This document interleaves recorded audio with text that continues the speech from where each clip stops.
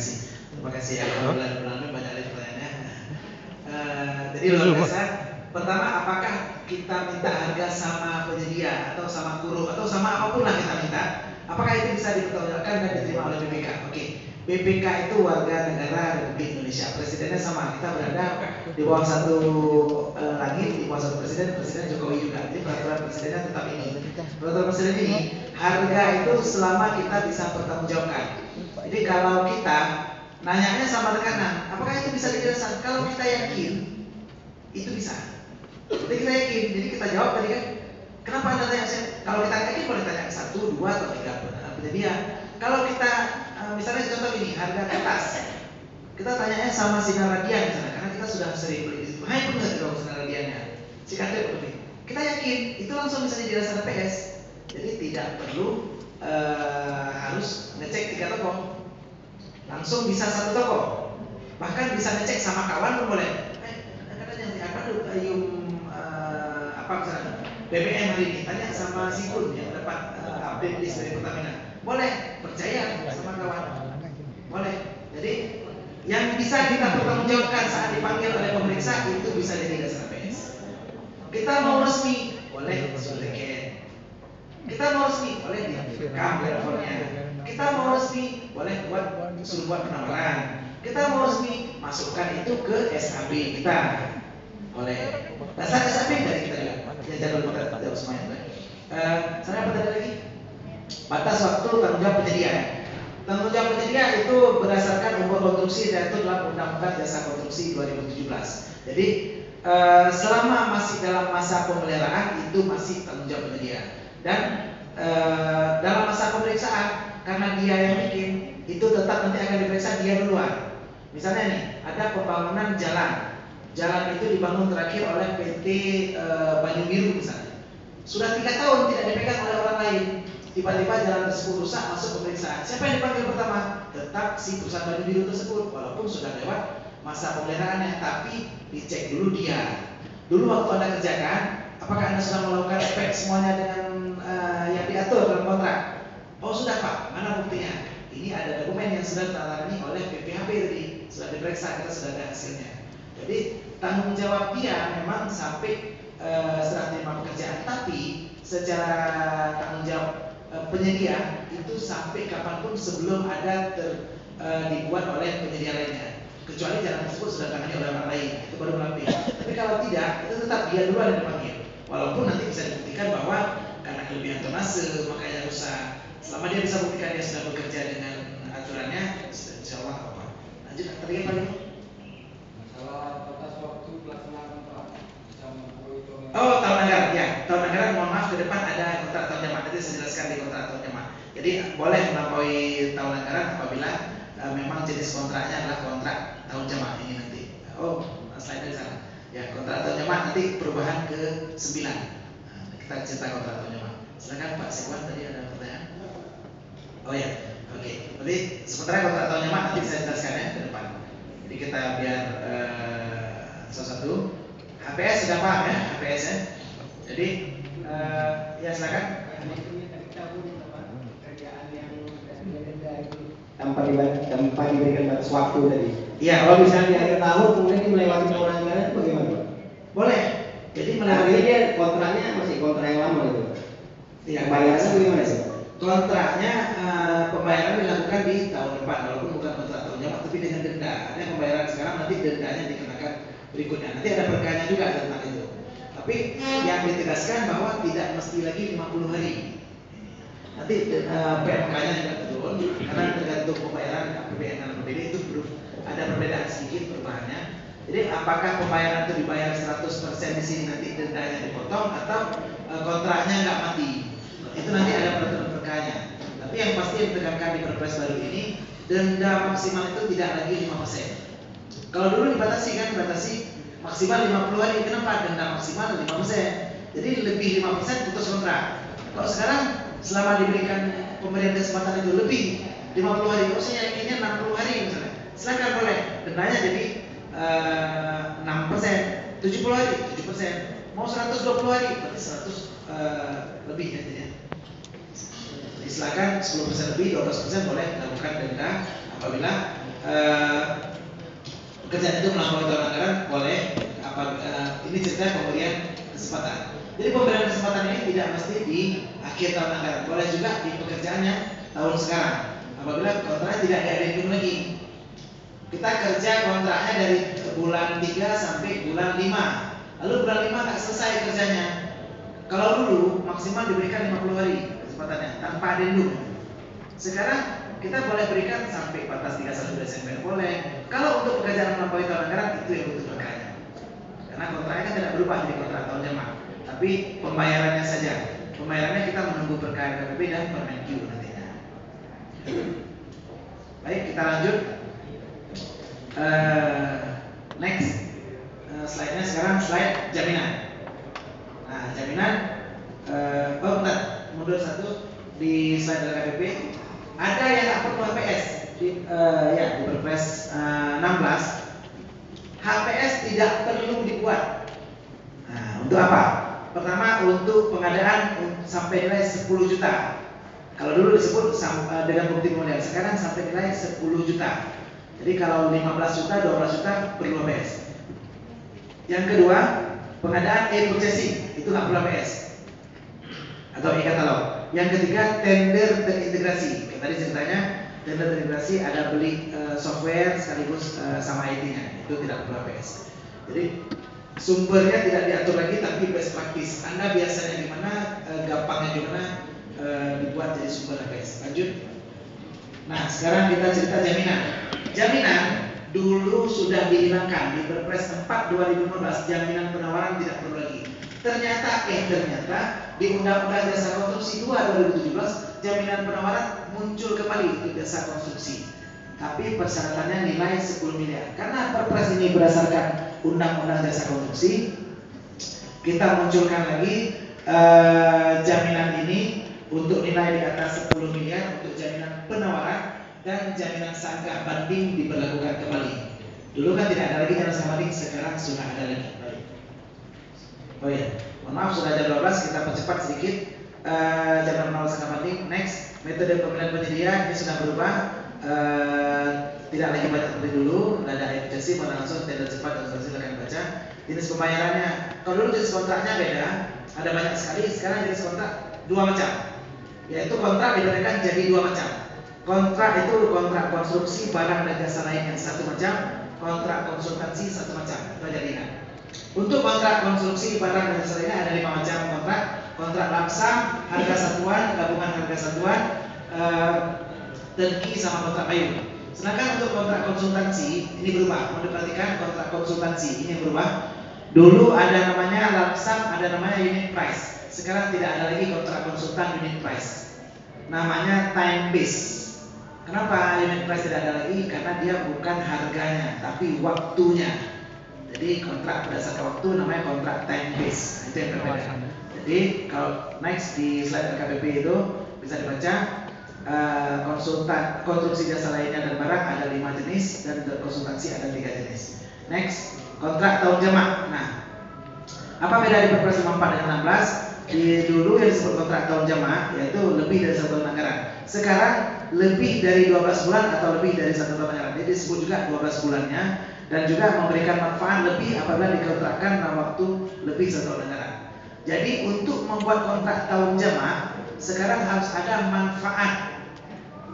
Kita buat kontrak pengadaan kantor bupati, kontrak tahun jemaah. Manfaatnya ada nggak? Kalau nggak ada, dikerjakan tahun tunggal, tidak tahun jemaah. Next, jasa konsultansi. Ini saya ceritakan tadi, boleh 100 juta. Kalau dulu 50 juta, sekarang boleh 100 juta. Next, e-purchasing. Nah, kalau dulu ini diperhatikan, mohon maaf, dinas-dinas banyak buat e-katalog. Dulu itu PPK atau pejabat pengadaan atau petugas tunjuk boleh ganti-ganti ID, boleh ganti-ganti user ID. Sekali-kali dibuat oleh pejabat, sekali-kali dibuat oleh PPK. Sekarang dibatasi. Pejabat pengadaan maksimal 200 juta dan PPK tidak dibatasi. Tapi apabila di atas 100 miliar pakai persetujuan PA.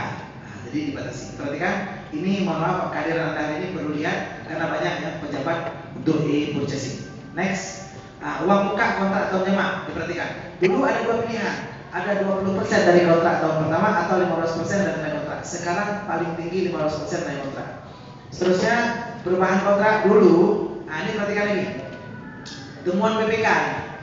Adendum dulu tidak boleh untuk kontrak lamsam.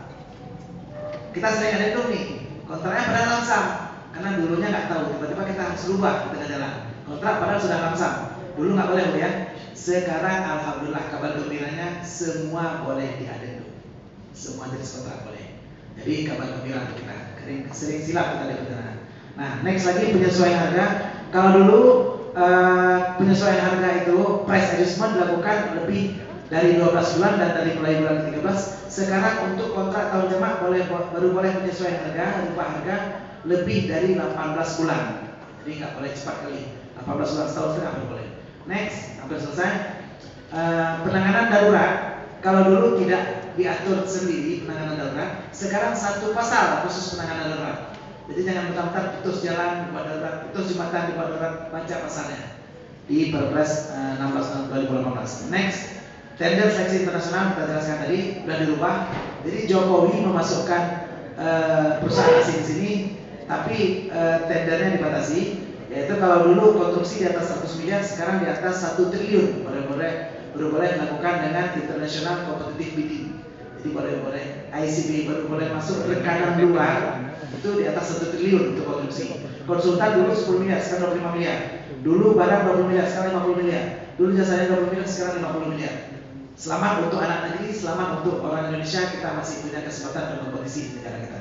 Next, UKPPJ. Nah, dulu ULP tugasnya tukang lelang. Sekarang tugasnya apa saja? Pengelolaan pengadaan jasa, pengelolaan layanan elektronik, yaitu LPSI, pembinaan SDM, pendampingan konsultansi dan pelaksanaan tugas lainnya yang diberikan oleh Bapak Sekda. Next, pelayanan hukum. Nah, dulu pelayanan hukum cuma diberikan sampai tahap penyelidikan. Kita di PBJ ada pengacara. Silakan bagi yang ada kena masalah hukum boleh konsultasi dengan PBJ. Dulu di Perpres 54 cuma diberikan sampai tahap penyelidikan. Begitu Anda masuk ke ranah pidana, Anda dimasukkan ke kursi pesakitan di sidang, kita tidak dampingi lagi di Perpres 54 karena dibatasi sampai penyelidikan. Sekarang sudah boleh sampai tahap putusan pengadilan kita dampingi Pak. Bapak dipanggil polisi, dipanggil jaksa, kita dampingi sampai putusan pengadilan. Di Perpres 16 sudah boleh. Selanjutnya pencantuman daftar hitam. Kalau dulu daftar hitam 2 tahun, sekarang sudah boleh 1 tahun dan boleh 2 tahun, tergantung PA-KPA-nya. Jadi kita mau blacklist. Ada perusahaan nih, perusahaan ini dulu kita blacklist 2 tahun nggak boleh ikut lelang dulu. Sekarang blacklistnya boleh setahun, boleh 2 tahun. Penutup terakhir, pemberlakuan Perpres ini dilakukan sejak tanggal diundangkan dan masa transisi sampai 30 Juni 2018. Untuk bahan-bahan peraturan lainnya, bagi yang mau download peraturan ini, untuk yang perlu versi dikirim melalui WhatsApp-nya boleh hubungi Bapak Fadli. Untuk yang mau soft copy-nya boleh hubungi Bapak Fahrul atau bagian PBJ lainnya. Untuk yang mau download langsung di internet, silakan klik sipraja.lkpp.go.id. Semua peraturan perka LKPP yang sudah ditandatangani nanti muncul juga di sini. Anda nanti kan tanya, udah ada perka LKPP-nya? Kalau sudah ada muncul di sini, silakan di-download sendiri gratis. Oke ya. Pertanyaan, saran dan masukan boleh ditanyakan di sipraja.lkpp. Ini akhir slide saya. Terima kasih atas perhatiannya. Saya kembalikan ke Bapak Asisten Perkebunan dan Pembangunan. Terima kasih. Assalamualaikum warahmatullahi wabarakatuh. Waalaikumsalam warahmatullahi wabarakatuh. Kami kira sudah cukup jelas dari paparan yang diberikan tadi. Dari hasil paparan ini ada beberapa hal mungkin yang perlu kita garis bawahi. Yang pertama, adanya dengan keluarnya Perpres nomor 16 tahun 2018 ini mungkin ada beberapa hal yang perlu kita sesuaikan kembali, yaitu menyangkut dengan mekanisme pelaksanaan APBK kita, Bu ya. Ini perlu segera kita revisi karena sifatnya ini sudah sangat menyeluruh, perubahannya sudah sangat menyeluruh. Kemudian mungkin ada lagi penyesuaian organisasi, ada fungsi yang sebelumnya itu pihak adanya di mungkin di bagian administrasi pembangunan, mungkin dengan keluarnya Perpres 16 ini akan beralih menjadi satu kesatuan dengan UKPBJ, yaitu di LPSD. LPSD kita mungkin akan beralih nanti. Tapi ini perlu juga kita kaji lebih lanjut bagaimana ketersediaan baik itu hardware, software maupun hardware-nya yang ada di UKPBJ nantinya. Apakah nanti perlu kita tarik dari LPSD pindah ke UKPBJ ataupun memang ada personil lain yang kita rekrut dari luar untuk memperkuat LPSD ini. Jadi Bapak Ibu sekalian, kemudian satu lagi, kalau kita lihat dari Perpres 16 ini mungkin substansinya itu lebih fleksibel, kemudian itu tadi perubahannya sudah hampir secara menyeluruh. Kemudian karena fleksibilitas ini mungkin akan diatur secara teknis, secara lebih detail mungkin dengan PK LKPP maupun dengan peraturan menteri teknis yang terkait, misalnya Kementerian PU dan kementerian lain. Ini juga kita harus rajin-rajin membuka peraturan-peraturan yang terkait dengan Perpres ini. Baik Bapak Ibu sekalian, kemudian ada satu lagi mungkin yang tidak terakomodir, karena ada dua hal kemarin yang sudah kita coba sampaikan kepada pihak KDP. Yang pertama adalah menyangkut dengan banyaknya kasus hukum yang menimpa di PNS ini. Akibat sebetulnya kalau kita pikir-pikir bukan buktinya bahwa kita sudah melimpahkan kewenangan, negara sudah memberikan kewenangan kepada pihak rekanan, pihak konsultan. Hai konsultan, hai rekanan, bahwa yang kamu buat itu laginya depan jalannya 10 cm. Kan mungkin ketika itu langsung dia kumin di lapangan, bekerja enak. Kemudian yang di lapangan itu juga bahwa yang dihampa mungkin ini lebih misalnya katakanlah untuk pemasangan sabis 20 cm waktu dihampar kan mungkin laginya karata itu. Nah mungkin impossible. Pasti ada luka-luka, masih ada. Pas kebetulan waktu dicek itu di koordinatnya itu dapat kebetulan yang daerah yang legok waktu sehingga kurang ketebalannya itu kurang.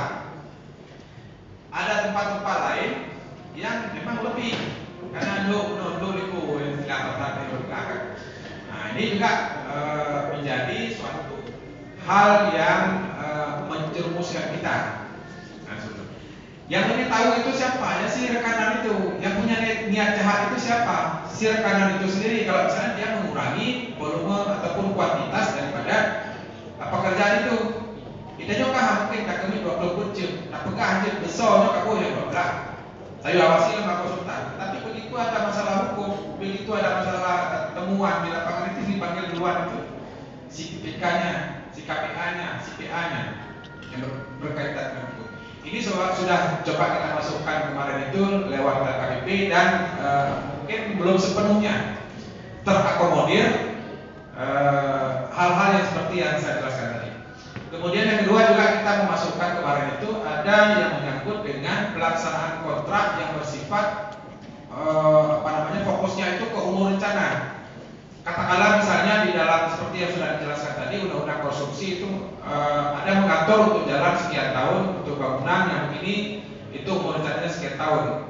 Katakanlah misalnya seperti jalan, umur rencana itu 10 tahun. Itu sampai 10 tahun itu ada kontrak yang sifatnya itu selama 10 tahun itu masih kewajiban si rekanan itu. Setelah dibangun dia wajib memelihara sampai tetap mulus jalan itu sampai dengan 10 tahun dirawat. Itu satu kontrak, satu paket. Jadi kalau misalnya dia tidak bagus mengerjakan pekerjaan itu, otomatis dia harus memperbaiki setiap tahun. Kos yang dia keluarkan itu lebih besar. Untuk merepair semua yang rusak-rusak itu lebih besar kosnya. Makanya itu pada saat ada pegang kontrak lainnya, itu otomatis si pihak pelaksana ini akan bekerja lebih bagus. Kalau misalnya kita bilang itu 10 cm sudah cukup, mungkin uangnya pendek. Itu 20 daripada ruko itu. Nah, itu konsekuensi daripada kontrak yang bersifat seperti itu, menjaga rencana. Tetapi ini belum diakomodir oleh pihak KPP. Dan kita sudah menyampaikan hal seperti itu, baik lewat provinsi, karena kita tidak terlibat secara aktif di penyusunan perpres ini, tapi sudah kita sampaikan. Dan langsung juga dengan Pak Budi sudah kita ngobrol-ngobrol untuk memasukkan ini. Tetapi yang penting itu tadi, jangan sampai kita terjerat dengan masalah hukum yang sebetulnya bukan tanggung jawab kita sepenuhnya, yang di luar kita. Ya. Tapi yang menjadi masalah sekarang itu dari tanggal batas terakhir masa pembiayaan itu mereka tidak mau melaksanakan lagi, tidak mau bertanggung jawab, walaupun itu sampai batas waktu rencana konstruksi 10 tahun atau 5 tahun. Ya itu tadi. Sebetulnya kan kita ada nggak merencanakan bahwa konstruksi itu bisa tahan katakanlah misalnya jalan. Kita ada merencanakan nggak itu sampai 10 tahun. Bagaimana perhitungan? Itu ada perhitungannya semua. Bauran ketebalan beratnya berapa persen, sehingga kita bisa mendapatkan ketebalan sekian. Itu ada hitungannya. Ada hitungan fleksibilitas jalan namanya. Itu terhitung semua. Bisa sebutkan mana-mana tabuh mendap, tabuh 5 cm tidak pegahnya itu lah seperti itu Pak. Jadi ada hitungan. Sampai dia hitungnya itu sampai peningkatan volume lalu lintas yang lalu itu, bauran kendaraan berat, jalan Tapugak dan jalan Cergiri itu karena angkutan sawitnya lebih tinggi, angkutan batunya lebih tinggi, itu kepala kalau misalnya di tempat lain 15 cm, ini mungkin kayak tak boleh itu di saat itu. Ada nggak kita laksanakan seperti itu? Nah, kendala lagi dia dapat kendala yang KTP. Jadi yang salah apa bukannya sih? Betul pekerjaan. Ya, itu belum lagi kita bicara masalah kesesuaian geometrik segala macam. Mungkin terlalu jauh Pak ya, terlalu teknis. Baik Bapak Ibu sekalian, kalau ada pertanyaan lagi, ini karena 80% ini yang bermasalah hukum PNS ini terkait dengan pengadaan barang jasa. Makanya ini kita coba kita laksanakan lebih cepat. Walaupun misalnya kita sudah berkonsultasi dengan pihak KPP dan mereka sudah memberikan lampu hijau untuk datang kemari memberikan penjelasan, tetapi ini kita jangan sampai terlambat karena kita mau implementasi daripada APBK yang sekarang. Kemudian satu lagi, ya silakan.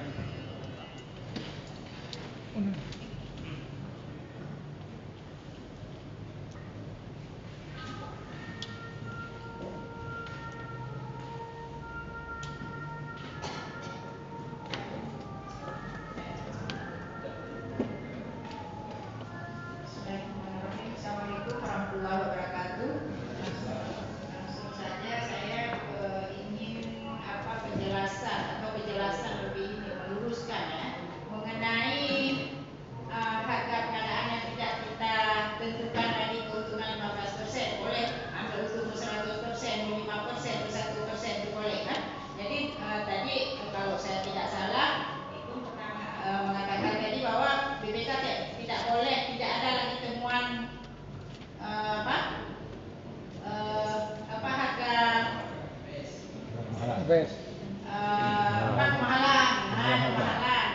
kemahalan harga juga tidak ada lagi istilah itu. Kalau saya mengatakan memang kalau kita beli betul-betul dengan harga pasar saat itu boleh-boleh saja tidak ada kemahalan ya.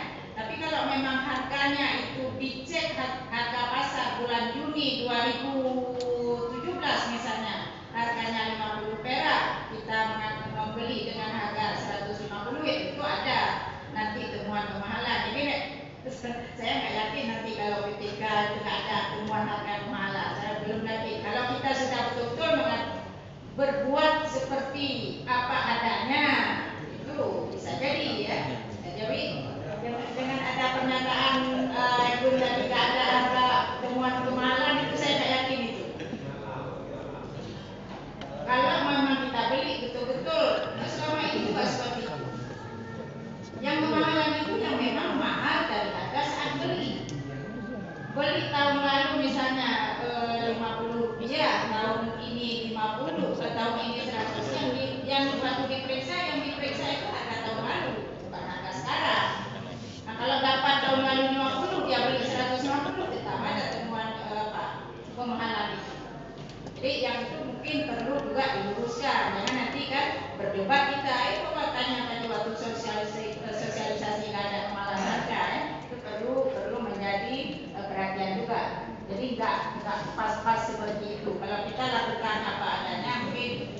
bisa kita pernyataan tadi itu bisa kita pakai ya. Tapi kalau kita yang asal-asal juga, kita juga ada kemahalan nanti. Mungkin itu saja karena sudah telah juga sudah waktunya menjelang azan. Assalamualaikum warahmatullahi wabarakatuh.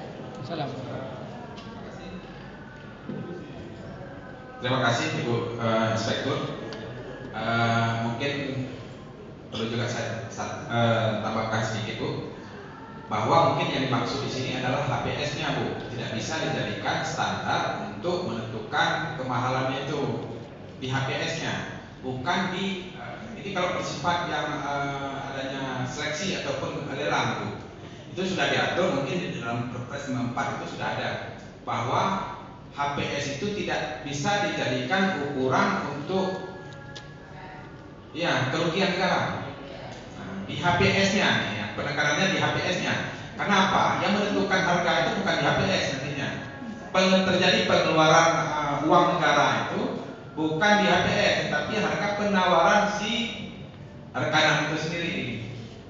Makanya kan kalau misalnya terlalu tinggi di HPS, kalau misalnya si rekanan ini juga menawarkan dengan harga yang tinggi mendekati ataupun sama dengan HPS, otomatis dia tidak akan menang karena ada lain penawaran yang mungkin lebih rendah.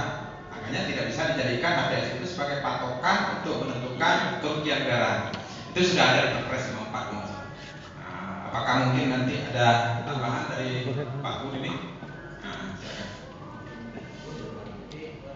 Dari Bapak Asisten kita yang sangat paham sekali dengan Perpres, luar biasa. Saya sangat bangga bekerja di bagian PPJ di bawah asuhan Bapak Asisten. Luar biasa juga dari Bu Inspektur. Mantap sekali Bu. Aturan ini tidak akan ada masalah. Tadi quote ataupun kata-kata mutiara dari Ibu ya. Aturan ini tidak membuat kita masalah apabila kita bekerja apa adanya. Tapi kalau kita bekerja dengan ada apa-apanya, tetap hati-hati. Jadi harga itu kalau memang harga HPS-nya 50, dipasarnya 50, kita buat HPS-nya 55 mungkin masih bisa. Tapi kalau 50 kita buat HPS-nya 150, hati-hati. Itu Anda yang menciptakan jeruji besi Anda sendiri. Anda yang menggali lubang Anda sendiri. Anda yang lakukan buron sendiri. Jadi hati-hati seperti Ibu bilang tadi. Memang dasar penyusunan HPS ini kalau dulu kenapa mungkin kronologinya sedikit, kenapa ini tidak lagi ditulis? Kalau dulu kan ditulis tuh dasar pembuatan HPS boleh dari EI, boleh dari harga pasaran itu, boleh dari survei, boleh dari bahan lainnya. Ini pasal karet. Jadi pasal karet ini kita mau tunjuk dasar kita dari survei harga pasar ataupun dari telepon kita itu nggak masuk. Sedangkan kita mau buat kadang-kadang butuh harga segera. Kadang-kadang kita mau buat harga sekarang kita cek, mau ngecek harga komputer di mana mau cek sekarang pasti di Bukalapak, di bineka.com ya bukan. Jadi kita kadang-kadang nggak telepon lagi, ngecek langsung di sini, cek langsung di internet. Kita sekarang punya gadget semua, kita bisa ngecek. Mau beli, kita kepengen baju hari raya saja. Kalau di HP sekarang sudah ada Bixby malah. Kita foto satu barang itu muncul harganya.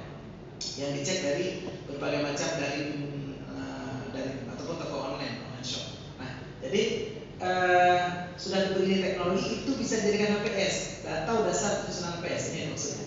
Jadi maksud yang dijelaskan dari Perpres 16 ini, dasar penyusunan HPS tidak lagi terkunci dari 5 item yang dulu di Perpres 54, tapi dari boleh berbagai sumber yang kita yakini di dasar. Cuman kayak gue bilang, seandainya ini kita jadikan alasan kita untuk markup, alasan kita untuk menaikkan harga. Saya bilang tadi, berarti Anda sudah ada apa-apanya. Peraturan ini tidak akan menjerat Anda apabila Anda gunakan apa adanya. Buat dari Bu Inspektur luar biasa tadi, Bu Inspektur. Tapi peraturan ini pasti akan menjerat Anda apabila ada apa-apanya. Jadi hati-hati dengan langkah Anda, hati-hati dengan Anda lakukan. Jangan sampai dari pertama itu sudah ada rencana. Ini kita beli komputer harganya 3 juta, buat HPS-nya 7 juta, biar dapat 6 juta. Karena kontraknya kan 6 juta. Karena HPS tidak berdasar kerugian negara, kita nanti berdasarkan kontrak atau 6 juta. Nggak bisa, karena HPS-nya ini 3 juta. Harga pasar 3 juta kita buat HPS 7 juta itu kan lebih 100%. Dasar Anda yakin membuat HPS sampai keuntungan lebih 100% apa? Anda bisa yakin? Kalau Anda tidak yakin, jangan. Dulu kenapa tulis 15% ini dan sekarang dihilangkan?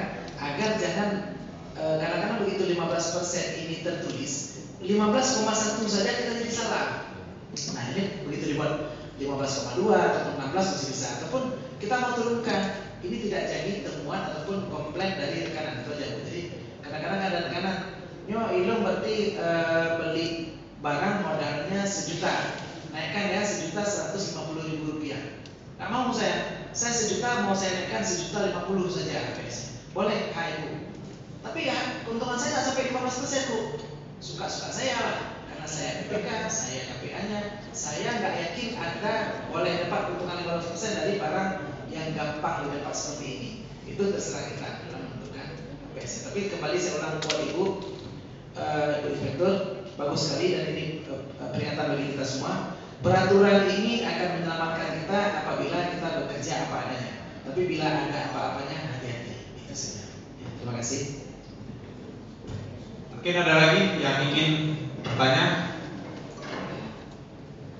Kalau tidak ada, berarti kita padai hingga di sini acara kita pada kesempatan ini. Lebih kurang kami mohon maaf. Assalamualaikum warahmatullahi wabarakatuh. Salam.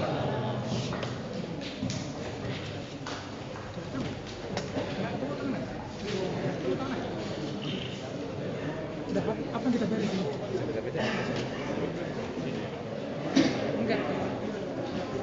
Terima kasih sekali lagi untuk yang dari Biren. Terima kasih yang dari Biren sudah hadir. Terima kasih banyak.